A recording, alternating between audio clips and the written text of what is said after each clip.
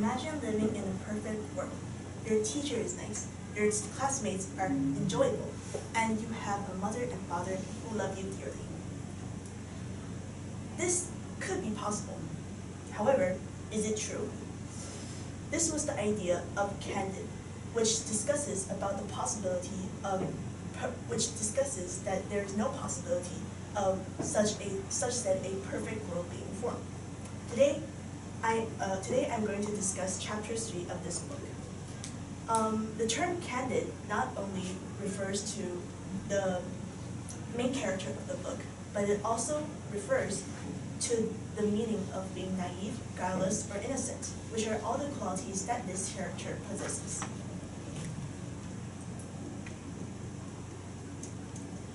First, I'll give a brief summary of the chapter.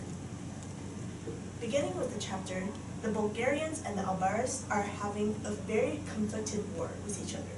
There's bloodshed everywhere. There's also people dying on the streets, and there are women being raped. However, Candide was nowhere to be seen, because during this time, he was busy hiding away. After that, he fled to a ruined neighboring village, where he saw so many other people being attacked upon. However, though he saw such atrocities through the process of war, he continued to remain optimistic and also continued to be very positive about the situation he was in, still believing in his master, Pangloss's ideology. He then decides to head to Holland, which is a rich city that has a lot of people who are like Christians and have religious affiliations. They're also very rich, and they're also very well-rounded. Once upon arriving in the city, he's met by a Protestant orator who talks about how charity should be invoked and about how society should improve more on these aspects. During this conversation, when he's talking to him, the Pope asks him, "Do you hold the Pope to be Antichrist?" Because Candide was burdened by the atrocities of war, and he's also very stressed out by what he has seen. He replies, "Truly, I have never heard anything about it, but whether he is or not, I am in want of something to eat." However, he's met by very harsh treatment from the protest orator and his wife as well, who dumps a pot of human upon him. Excrement. Excrement upon him. After doing so, he's then met by a very friendly face, Ch3,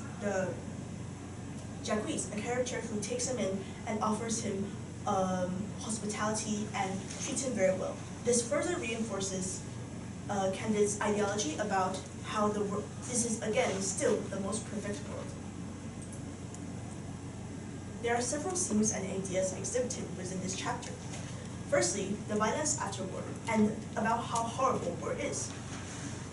At the beginning of the chapter, there are several descriptions of how trumpets are blaring and how there is a magnificent aura of war. However, this is obviously not true due to the bloodshed seen and the many people killed and the women raped and the many atrocities and casualties after the war. The author uses irony to further exemplify this. The second is the criticism of religious beliefs. When the orator is talking, he cares more about converting his fellow men to religious views than about saving them from real social evils. Because the orator refused hospitality to Candide, he suffers from harsh treatment, and he's also very depressed at this situation. If the orator had cared more about him, perhaps the situation would have turned out differently. However, the orator only cares about whether the Pope is Antichrist.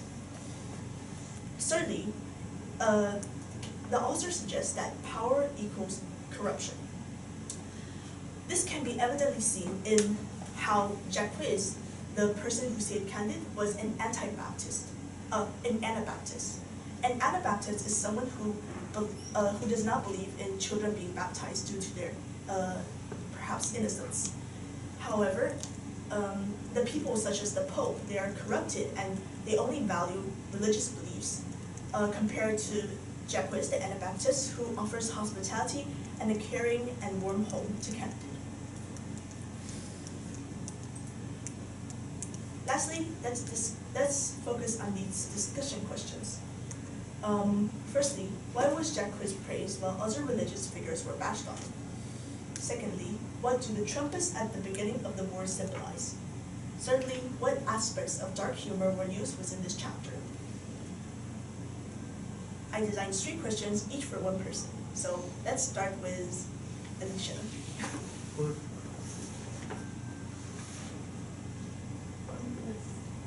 The first question. Can you explain the meaning of this question? Okay, maybe we can give some hints here. So, the Enlightenment was very critical of organized religion. Here, in this chapter, we already see 3 different denominations of Christianity. There's talk about the Pope, who is the leader of the Catholics, right? Then we have a Protestant preacher, who is a Protestant. Protestants were those that tried to reform the Catholic Church because they didn't think that the Catholic Church was really following the teachings of the Bible or Jesus. And we have this Jacques character, who is an Anabaptist, who said that, okay, Anabaptist, against baptism. Why would they be against baptism? Because there's no free will involved in baptizing a baby, right? So it doesn't make sense. There's no common sense there. So, okay, that's one thing. The next thing is, what does it mean to be a good man? Are you a good man if you follow blindly religious dogmas, or are you a good man if you help your fellow human beings? In this chapter, and basically in the entire book, this Jacques character is one of the very few characters that actually offers practical humanitarian aid to others without expecting anything in return. So that's why he is portrayed in a positive light. While other religious figures, they care about religious dogmas and blind adherence to these teachings, but they don't actually help people. Okay, let's see the second question.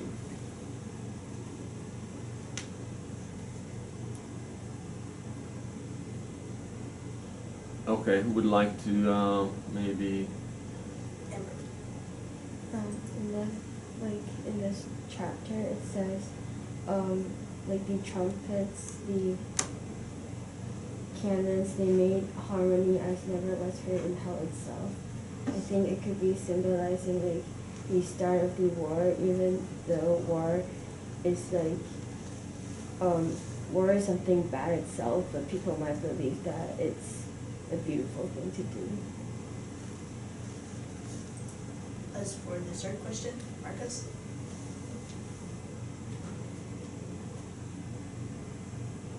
I think that...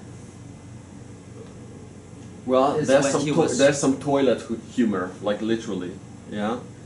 What? She just mentioned it, the toilet humor. Oh, okay. Honestly, she was a bit quiet. I don't understand. Okay, but I think that this is the time when he was rejected by the Pope. The Pope was supposedly like supposed to be caring. Like he's the Pope, the messenger from God or whatever he is.